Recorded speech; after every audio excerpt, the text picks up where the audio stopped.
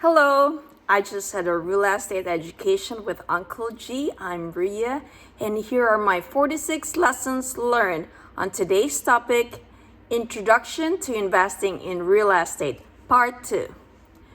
Lesson 1. Louis Glickman, a well-known real estate investor, made popular the saying, "The best investment on earth is real estate." Lesson 2. Uncle G tweaked the saying, "The best investment on earth is earth that produces cash flow." Number 3. If you study the wealthiest people, Fred Trump, Donald Trump, the Carnegies, Ray Kroc, they were not the smartest. They had minimal in the beginning, minimal political connections, or even had none. No technology background, no patents, no franchise, no trademarks. They were not complex strategists. What they have in common, as he studied them, is they were all simple hard workers, frugal, practical, and risk adverse. Number 4. The real estate negotiator is always looking for a little bit better edge to improve the cash flow. Number 5. Buy cash flow producing real estate in great markets. Number 6. It all started with one bad deal for Uncle G. Number 7. You don't want to buy in a budget. Number 8. The type of real estate you're buying as a whole, if you do it right, should never go to something that should cause you a problem. It should create wealth for you. Number 9. Uncle G has 7 businesses out there, and only one puts him over the $1 billion. And this business is real estate. 7 businesses that Uncle G is pushing on and shoving every day, showing up for work, meeting, pressing people, pushing people, firing people, having to hire people, worry and stress out if he's going to hit the target. It's the real estate that gets him to go to sleep at night. If everything goes to hell, he is good. 10th, the wise young man or wage earner of today invests his money in real estate. 11. Income producing real estate is probably the most secure investment for everyday hardworking people. When he say hardworking, he thinks about people who don't want to lose their money. 12. Most people should not go it alone in real estate, and you like to be involved in really big deals from the get-go. 13. The more knowledge you have, the more confidence you have, and the more you'll invest. 14. The knowledge gives you confidence that you're not going to lose money. I'm gonna get passive income, and over time, as long as I have time on my side, I'm gonna get a return on my investment capital. 15. I don't want to lose money.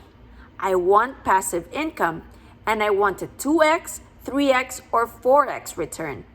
16.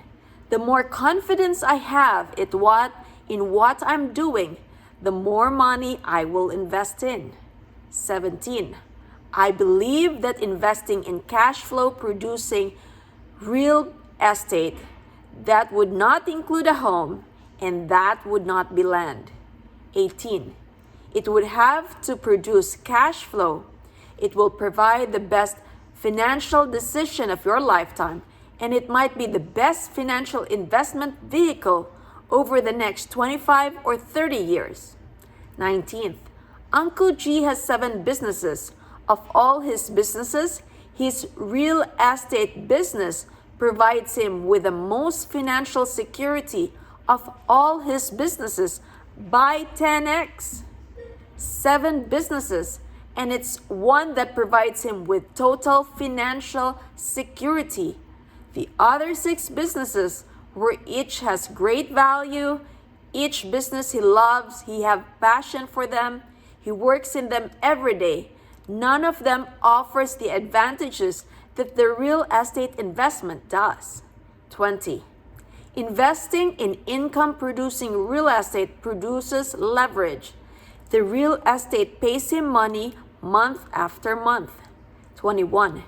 He would rather take a percentage of an apartment deal versus money from the speaking gig. Why? Because money goes down in value and the apartment always seems to go up when bought in the right locations. The apartment goes up in value. 22. The reason he loves investing in income-producing real estate is provides leverage, cash flow, massive tax advantages that the other 6 businesses doesn't even get close to.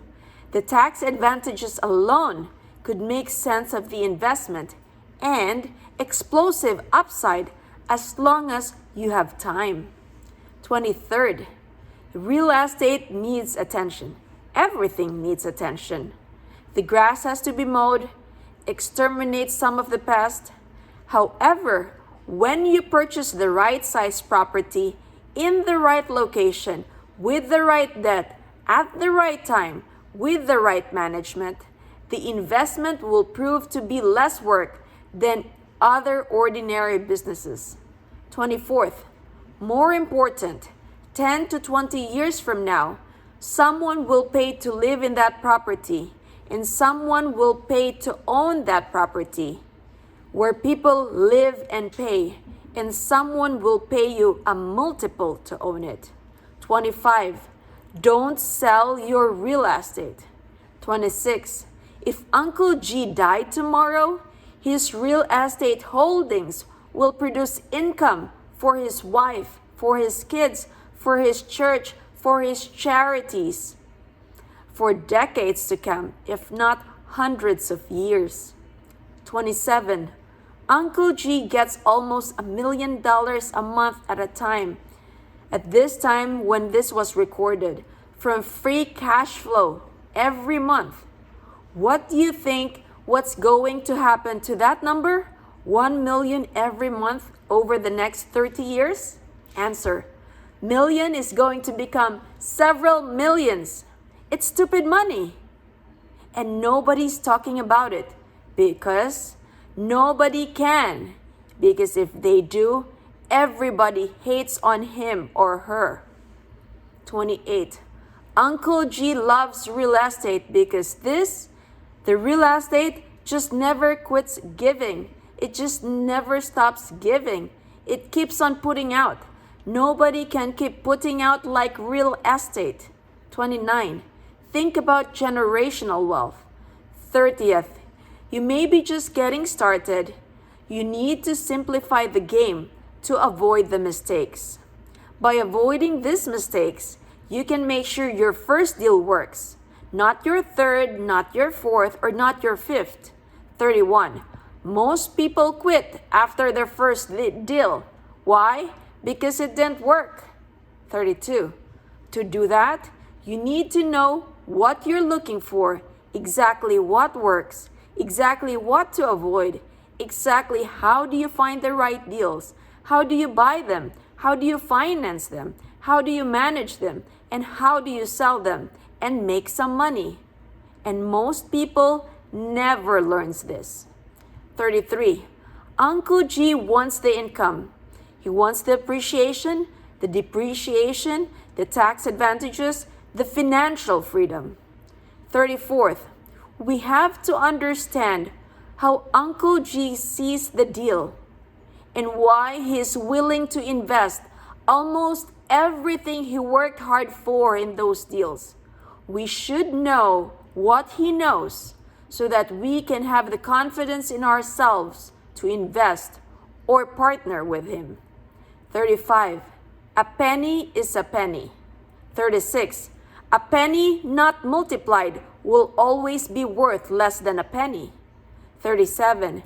We have been told cash is king. Uncle G says Cash flow is king. 38. What does the bank do with the $10,000 money you bring to the bank? What do they do with it? First thing they do is convert it to digits and then lend it out 9 times. And then you get paid 0.12, 0.12 on your money. That's less than 1/8 of 1%. It will take you 80 years to earn 10 cents. 80 years to earn 10 cents. Whew, that's a very long time if you ask me. 39.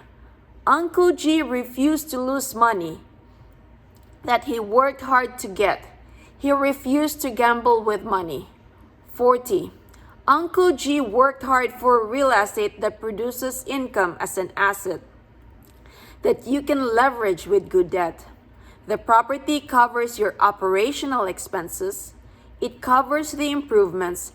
It covers and pays for the insurance, the taxes, the principal, and the interest of the loan, while you sit and wait for the rent increase and the property value to appreciate. At that point, the rent increase over time, as long as in the right location, so that when you sell or refinance, you can pull cash out of the deal. We can own the property with no money invested. Uncle G's criteria. 51.